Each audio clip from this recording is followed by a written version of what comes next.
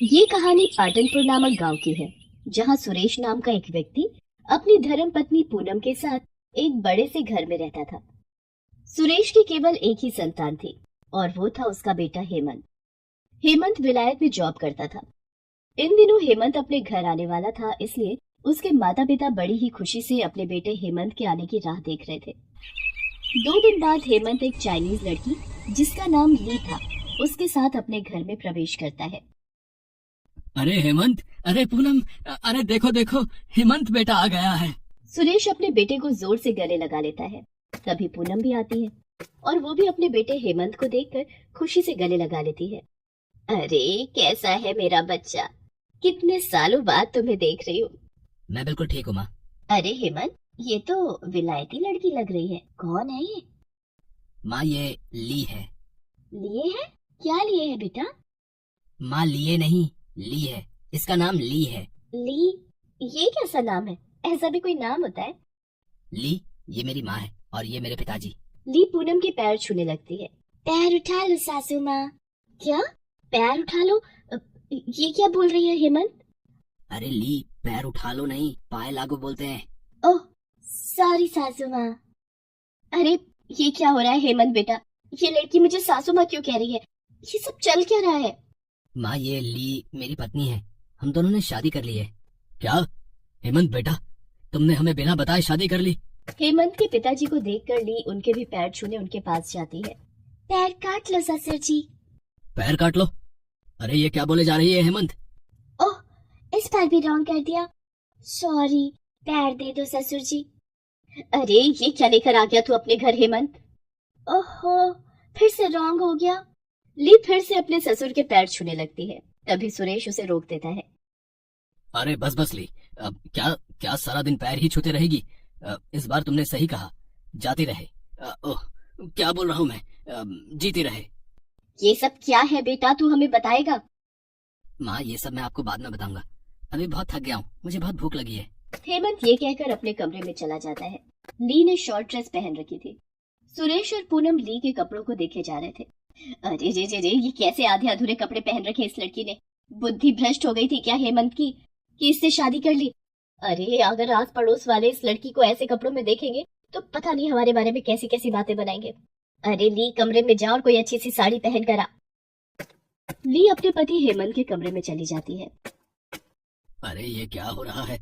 मेरी तो कुछ समझ में नहीं रहा है, मेरी तो कुछ समझ में नहीं आ रहा। पता नहीं अब आगे क्या क्या होता है। तभी पूनम के आस पड़ोस वाली कुछ महिलाएं दौड़े दौड़े पूनम के घर आती हैं। अरे क्या पूनम बहन, इतनी जल्दी हमें पराया कर दिया? घर में विलायती बहू लाई और हमें बताया भी नहीं। हाय, अरे पूनम बहन, आपने हमारे साथ ऐसा क्यों किया? आपसे ये उम्मीद नहीं थी। अरे जब बहू आ गई तो सासू के ऐसी ठाट बाट पड़ जाते हैं नीलम बहन। अरे क्या बकवास किए जा रहे हो आप सब? पहले उस लड़की ने हमारा दिमाग खा लिया, अब तुम दोनों भी शुरू हो गई। अरे वो मेरी बहू है, ये मुझे खुद अभी पता चला। अब जाओ दोनों यहाँ से, मैं पहले ही बहुत परेशान हूँ। हाय हाय पूनम बहन, ऐसा भी क्या भाव खाना? तुम्हारी बहू क्या कोई गुलाब का फूल है कि जिसे देखेंगे तो वो मुरझा जाएगी? आह, तुम दोनों अभी चली जाओ यहाँ से वरना। हाय हाय, इतना भी क्या गुस्सा? बताओ, जाते हैं जाते हैं। दोनों वहां से चले जाते हैं। पूनम अपने माथे पर हाथ रखे सोफे पर बैठ जाती है। इधर ली अपने पति से कहती है, हेमंत, मुझे बहुत भूख लगी है। अरे ली, जो खाना था वो तो मैंने खा लिया। एक काम करो, तुम नीचे जाओ और किचन में जाकर अच्छी सी डिश बना लाओ। ली हेमंत की बात सुनकर अपने कमरे से बाहर आती है और रसोई में जाती है। वहां ली को कुछ समझ नहीं आ रहा था कि वो क्या बनाए। अरे इस किचन में तो कुछ खाने को नहीं है और मुझे तो कुछ समझ में भी नहीं आ रहा कि यहाँ कौन सी चीज से क्या बनता है। अब मैं क्या करूं, क्या बनाऊं? तभी ली को रसोई की दीवार पर 2 छिपकलियां दिखाई देती हैं। अरे वाह, चलो मैं इन्हें बना देती हूँ। ली एक लकड़ी का स्टूल लेती है और उस पर चढ़कर उन छिपकलियों को पकड़ने लगती है। तभी पूनम रसोई में आ जाती है।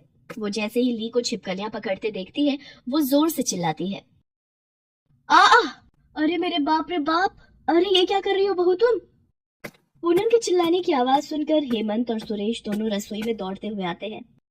इधर ली ने अपने हाथ में एक छिपकली पकड़ ली थी और अपनी सास के चिल्लाने की आवाज सुनकर वो घबराकर स्टूल से नीचे उतर जाती है। क्या हुआ माँ, आप इतनी जोर से क्यों चिल्लाई? अरे अब क्या हो गया? क्यों इतनी चीख पुकार लगाए रखी हो? अरे वो देखो उस ली के हाथों में क्या है। सुरेश और हेमंत ली की ओर देखते हैं। उसके एक हाथ में छिपकली थी जो फड़फड़ा रही थी।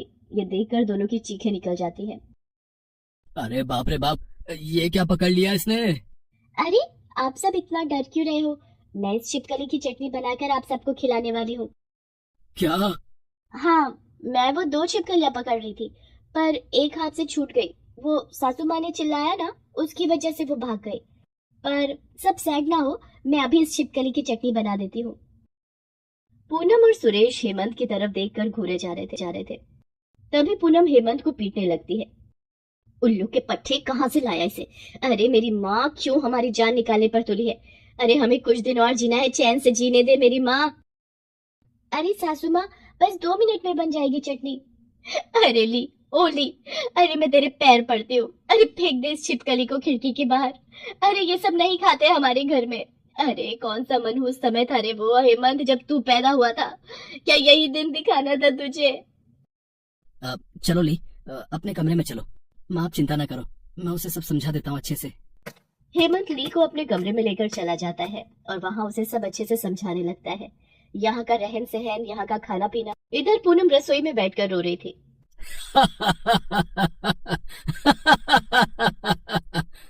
अरे बैल की तरह क्यों हंसे जा रहे हो? छिपकली की चटनी। कुछ भी कहो पूनम, बहू तो तुम्हें तुम्हारे टक्कर की मिली है। अब आप भी शुरू हो गए। तभी पूनम को उसकी दूर के रिश्तेदार मीनाक्षी का फोन आता है। पूनम फोन उठाती है। अरे कैसी हो पूनम? मैंने ये बताने के लिए फोन किया है कि आज हम सारे परिवार वाले रात को तुम्हारे घर आ रहे हैं और कुछ दिन वहीं रहेंगे। अरे बाप रे, ये अगर यहाँ आ गए तो मेरी इस बहू को देखकर तो सब मेरे ऊपर हंसेंगे। अरे वो क्या है ना मीनाक्षी बहन, हम सब ना 2 हफ्तों के लिए कमलेश भाई के घर जा रहे हैं। कमलेश भाई क्यों? अरे ये क्या बोल रही हो पूनम? मीनाक्षी बहन के पति का नाम ही कमलेश है। अरे ये क्या बोल रही हूँ मैं? मेरा भी माथा फिर गया लगता है। अरे मीनाक्षी बहन, वो मेरे दूर के रिश्तेदार हैं, उनका नाम भी कमलेश भाई है, तो हम उनके वहां जा रहे हैं। अच्छा मैं रखती हूँ। अरे पूनम, इतना हड़बड़ा क्यों रही हो? अरे क्या करूँ जी, ये बहू ने आते ही मेरा बीपी हाई कर दिया है। अरे इसके साथ मैं पूरा जीवन कैसे बिताऊंगी? तभी ली एक खूबसूरत साड़ी पहने अपने हाथ में चाय का कप लिए पूनम के पास आती है। माँ जी, ये लीजिए चाय। अपनी विलायती बहू का ये अवतार देखकर पूनम और सुरेश के होश उड़ जाते हैं। बहू, ये ली है क्या जी? हाँ माँ जी, मैं आपकी बहू ली ही हूँ।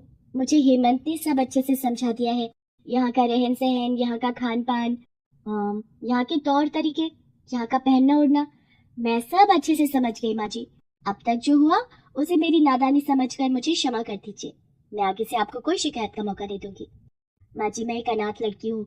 बचपन में ही मेरे माता पिता इस संसार से चले गए थे। मुझे अच्छा और बुरा सिखाने वाला कोई नहीं था। फिर आपके बेटे हेमंत ने मेरा हाथ थामा और मुझे जिंदगी जीने के तरीके सिखाए और मुझे यहाँ ले आया। मुझे यहाँ के बारे में कुछ पता नहीं था, पर अब मुझे थोड़ा थोड़ा पता चल रहा है।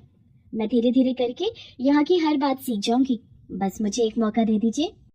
बहू ली की ये बातें सुनकर सुरेश और पूनम की आंखों में आंसू आ जाते हैं और वो उसे गले लगा लेते हैं। अरे मेरी बहू इतनी प्यारी है, मुझे तो ये पता ही नहीं था। बहू तुम चिंता ना करो, मैं तुम्हें सब अच्छे से सिखा दूंगी। उस दिन से पूनम अपनी बहू को एक ट्रेनर की तरह सब कुछ सिखाने लगी और कुछ ही महीनों में ली ने यहाँ की सारी बातें, सारे काम, सारे तौर तरीके सीख लिए थे। उसके बाद सब खुशी खुशी एक साथ रहने लगे और खुशी खुशी अपना जीवन बसर करने लगे।